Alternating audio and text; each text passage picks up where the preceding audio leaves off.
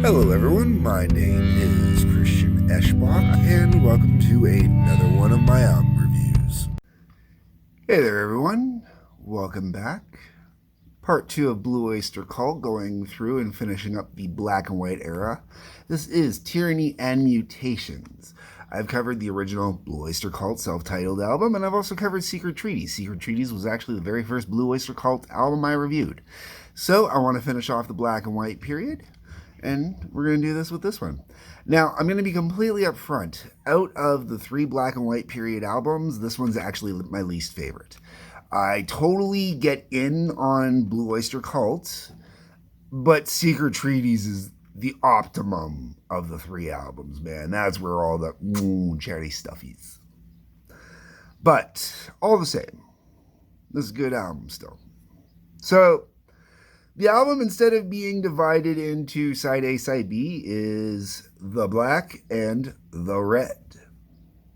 I wonder if they did a black and red vinyl for that. That would have been really sweet if they did. Probably not, but it would have been really sweet.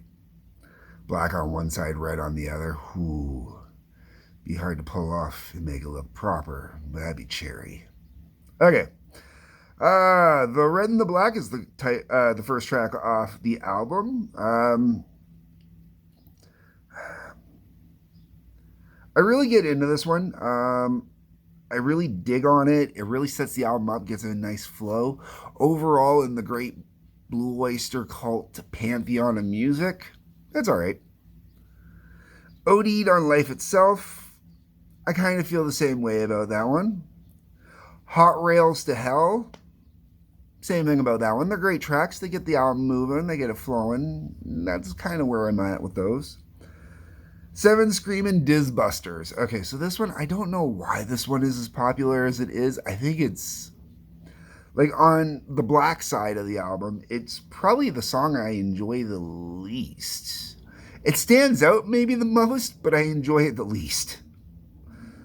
Then we get to the red side. We got Baby Ice Dog. That one's not bad. That one kind of makes me perk up a little bit and go, ooh. Wings Wetted Down. I really kind of dig on that one. Teen Archer. That one's alright. And Mistress of the Salmon Salt, Quick Lime Girl.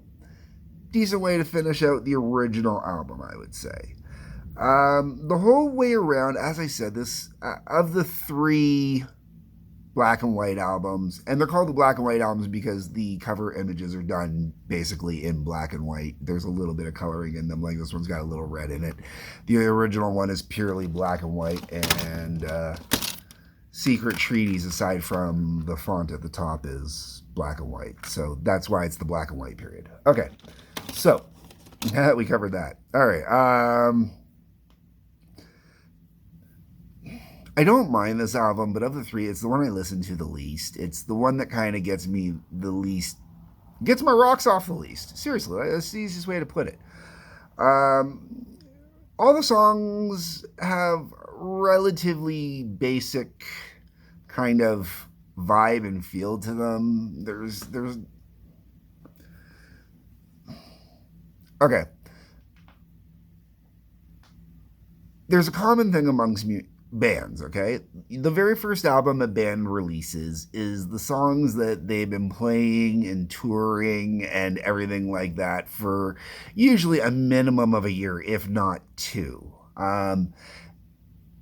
Whereas the second album usually tends to be whatever was left over from the first album, and, either couldn't be finished up in time or couldn't get it quite down in time, or just wasn't good enough for the first album, so they reworked it for the second album. Sometimes second albums are also comprised of a lot of songs that were written on the go, kind of slapped together, because back in those days, record labels wanted a minimum of 1 album a year, if not more, depending on your label and whatnot.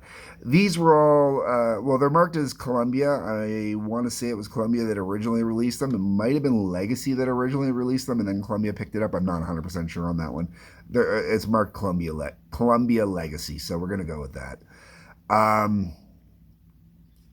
Columbia would have pushed. They would have. They absolutely would have pushed for extra albums. Especially considering for the longest time they were kind of, I don't want to say a Midwest band, but that's kind of the idea. Is for a long time they were kind of a Midwest band. It took a while to kind of break out into the other markets, at least the way that I've always heard it.